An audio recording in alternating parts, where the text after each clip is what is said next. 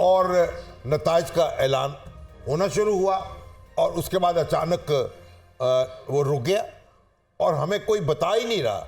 अब आप ये देखिए कि हमारी इन बहसीत कौम जो हमारे मुक़्तदर लोग हैं उनकी यानी हमें समझते क्या है, वो हमारी औकात क्या है उनके सामने, ओहो, कि हमें वो बताने की ज़रूरत भी महसूस नहीं कर रहे कि भाई ये हुआ क्या है, क्या मतलब माजरा क्या है, तो एतमाद में ले लें। तो ख़त्म बात ये है कि जो पीटीआई है, हम यहाँ तजिए करते हैं बैठ के, लेकिन ऑन ग्राउंड जो हकीकत थी वो ये थी कि पीटीआई मौजूद थी और पीटीआई अपने वजूद का एहसास दिला रही थी और उसकी जो लीडरशिप इस वक्त है उन्होंने दुरुस्त फैसला किया, हम इलेक्शन से नहीं भागेंगे। और फिर उन्होंने सोशल मीडिया को इस्तेमाल किया अपनी और मोटिवेट किया अपने लोगों को, और आपने देखा कि आज उन्होंने अपने वजूद का एहसास दिला दिया। बात यह है, ये हमारी कौम जो है ना इस सलूक की मुस्तहिक नहीं है। देखिए बहुत अच्छे तरीके से आज पोलिंग हो गई। मैंने तो आपसे पहले भी अर्ज़ किया था कि पोलिंग डे को यानी धांधली नहीं हो सकती, और अगर यानी कौम पोलिंग डे को अगर आप धांधली करेंगे तो उसके नताइज पर बड़े खौफनाक होते हैं। इक्का दुक्का कोई वारदात हो जाए तो और बात है, मगर इस तरीके से मुनज़्ज़म मामला हो। और अल्हम्दुलिल्लाह आज बहुत अच्छे तरीके से पोलिंग हुई, लोगों ने सब्र सुकून से अपने वोट दिए और नताइज का ऐलान होना शुरू हुआ और उसके बाद अचानक वो रुक गया और हमें कोई बता ही नहीं रहा। अब आप ये देखिए कि हमारी इन बहसीत कौम जो हमारे मुक़्तदर लोग हैं उनकी यानी हमें समझते क्या है, वो हमारी औकात क्या है उनके सामने, ओहो, कि हमें वो बताने की ज़रूरत भी महसूस नहीं कर रहे कि भाई ये हुआ क्या है, क्या मतलब माजरा क्या है, तो एतमाद में ले लें। तो ख़त्म बात ये है कि जो पीटीआई है, हम यहाँ तजिए करते हैं बैठ के, लेकिन ऑन ग्राउंड जो हकीकत थी वो ये थी कि पीटीआई मौजूद थी और पीटीआई अपने वजूद का एहसास दिला रही थी और उसकी जो लीडरशिप इस वक्त है उन्होंने दुरुस्त फैसला किया, हम इलेक्शन से नहीं भागेंगे। और फिर उन्होंने सोशल मीडिया को इस्तेमाल किया अपनी और मोटिवेट किया अपने लोगों को, और आपने देखा कि आज उन्होंने अपने वजूद का एहसास दिला दिया। और यही एक जमहूरियत का हुस्न है। अब इस हुस्न को अब हम इसकी हिफाजत कैसे करें, पासदारी हुस्न की पासदारी कैसे करें। निगाहें बड़ी इस वक्त तीर अंदाज निगाहें हैं इस हुस्न पे निगाहें है ना, वो जो अब वो क्या यानी बात क्या कहें और क्या ना कहें, तो ना ही कहें। लेकिन सलमान गनी साहब कुछ कहना चाह रहे हैं। मैं सर सिर्फ ये कहना चाह रहा हूँ कि ये रिजल्ट्स जो हैं ये सिर्फ पंजाब के रुके हैं, सिंध के रिजल्ट्स तो आ रहे हैं। हाँ, वही तो पंजाब के तो आ रहे हैं, क्योंकि मसला पंजाब पे ही तो है, इक़्तिदार पंजाब में। एक तरफ हम इस बात पे खराज तहसीन पेश कर रहे हैं कि पाकिस्तान के रियासती इदारों ने अच्छा पोलिंग अमल किया और उस सारी अच्छाई को ये चंद घंटों के अंदर फिर एक बुराई में कन्वर्ट ये इलेक्शन कमीशन की जिम्मेदारी सर, फौज की थोड़ी है ये इलेक्शन कमीशन। वैसे एक छोटी सी बात, अगर आज साहब बार बार ये इलेक्शन कमीशन को रगड़ा लगा के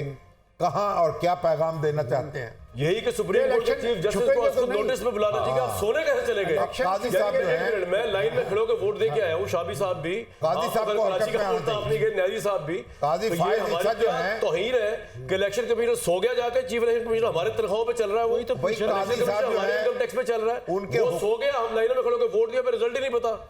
भाई वो रिजल्ट जो देना है वो जरा मुश्किल है ना। वो सच की एक बात की हफीजुल्लाह नियाज़ी साहब ने, वो सच है जो कि अब इस वक्त बयान करना मुश्किल है, क्योंकि नजर तो आ रहा है लोगों को, मगर इलेक्शन कमीशन खुद कहे और इसके लिए मावनत शायद उसके बस में नहीं है।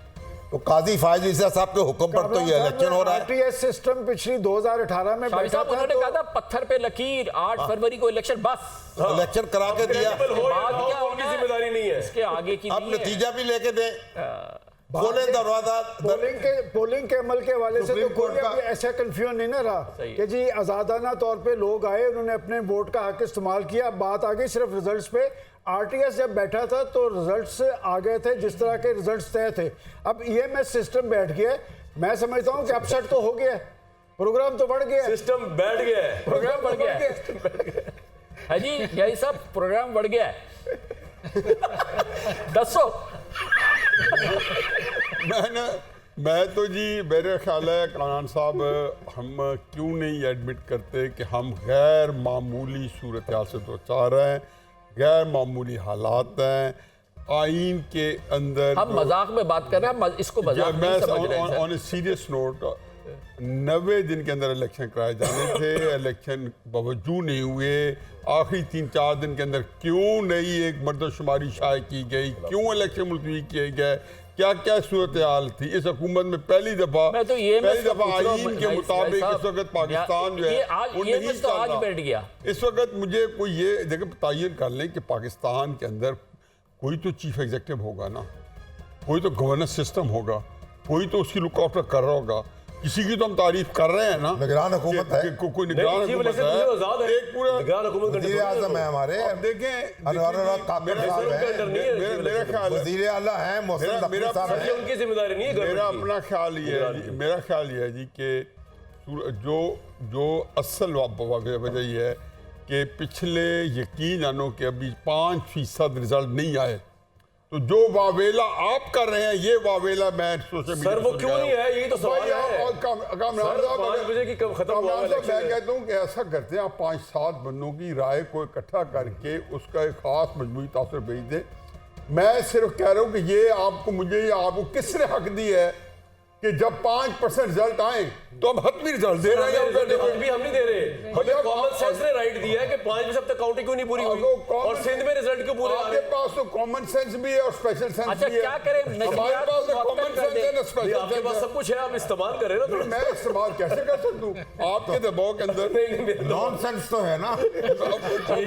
नॉनसेंस हो गई, हो चुकी है। नॉनसेंस है। न्यायी साहब खुल के नहीं बोलना चाह रहे, जो कहना चाह रहे हैं। प्रोफेसर डॉक्टर रईस साहब, ये भी बड़ी उम्दा एक लफ्ज़ कहा है शामी साहब ने, नॉनसेंस है। ये क्या हो रहा है? मतलब ये हमारे साथ क्या हो रहा है? ये हम सब ये जो बात कह रहे हैं ये नॉनसेंस तो है ना, ये क्या है? What the hell is this? क्योंकि 2 बजे रिजल्ट आना था फाइनल जी।